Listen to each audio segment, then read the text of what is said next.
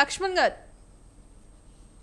మరి చెప్పమ్మా ఇవాళ ఆ ఎమ్మెల్సీ కవిత కావచ్చు, ఇటు జగదీష్ రెడ్డి మధ్య ఆ మాటల యుద్ధం అయితే కొనసాగుతోంది. మరి ఈ నేపథ్యంలో ఎమ్మెల్సీ కవితను బీఆర్ఎస్ పక్కన పెట్టినట్టే అనుకోవచ్చా?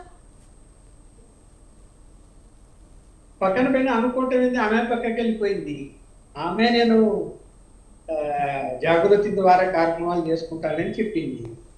ఆమె నేను బీఆర్ఎస్ పార్టీలో ఉన్నానని అనటం లేదు కదా ఇప్పుడు. ఆమె అనటం లేదు. ఆమె ఆమె జాగృతిలో నేను జాగృతి ద్వారా పనిచేస్తానండి.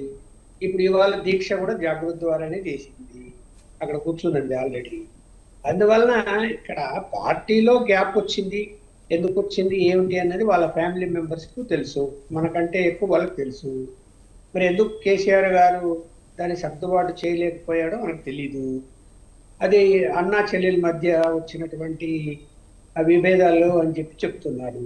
మరి వాళ్ళిద్దరిని కూర్చోబెట్టి మాట్లాడే అవకాశం ఉంటుంది. తండ్రిగా రాజకీయ పార్టీ పక్కన పెట్టాడు. తండ్రిగా తను చేయాల్సింది చేయొచ్చు. మరి మరి హద్దులు దాటిపోయాయేమో, మరి తను కూడా చేయలేని పరిస్థితి వచ్చిందో మనకు తెలియదు.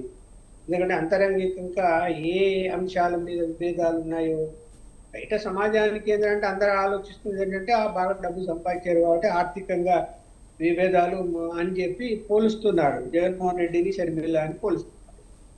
అందువల్ల ఇక్కడ ఆమె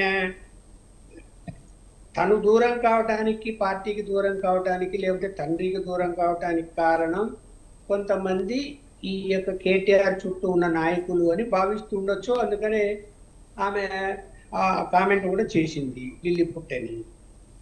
అంటే అతను కూడా ఒక కారకుడు అని ఆమె ఉద్దేశం.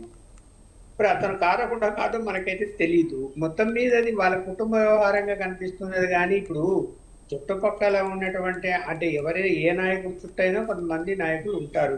కేసీఆర్ చుట్టూ కూడా ఉన్నారు, హరీష్ చుట్టూ కూడా ఉన్నారు, జగన్మోహన్ రెడ్డి చుట్టూ కూడా ఉంటారు. వాళ్ళు సలహా చెప్పేవాళ్ళు, ఎక్కువ సన్నిహితంగా ఉండే వాళ్ళు ఉంటారు. కానీ వాళ్ళు చెప్పినంత మాత్రానే విని అదే నిజం అనుకొని రక్త సంబంధం ఉన్నటువంటి కుటుంబ సభ్యుల విషయంలో కూడా వాళ్ళ మాటలు నమ్ముతారా అన్నది నా పైన. నమ్మరని నేను అనుకుంటున్నాను. వాళ్ళు కూర్చొని మాట్లాడుకోవచ్చు, ఎప్పుడైనా మాట్లాడుకోవచ్చు కూర్చొని ఏంటి అన్నది. మరి ఆమె ఎందుకు అతని మీద పడిందో మనకు తెలియదు. లిల్లీ పుట్ట అని చెప్పి ఇప్పుడు ఇవి నడుస్తున్నది. చూద్దాం ఏం జరుగుతుంది రాబోయే కాలంలో. ఇప్పుడు మరి రేపు ఈ లోకల్ బాడీ ఎన్నికలు వస్తే ఆమె జాగృతి తరఫున పోటీ చేస్తానంటదా, బీఆర్ఎస్ కు సంప్రదిస్తుందా? మరి వార్తలు కూడా ఆమె కాంగ్రెస్ కు అనుకూలంగా ఉంటున్నది, కాంగ్రెస్ పార్టీలో చేరొచ్చు అనేది కూడా వార్తలు వస్తున్నాయి.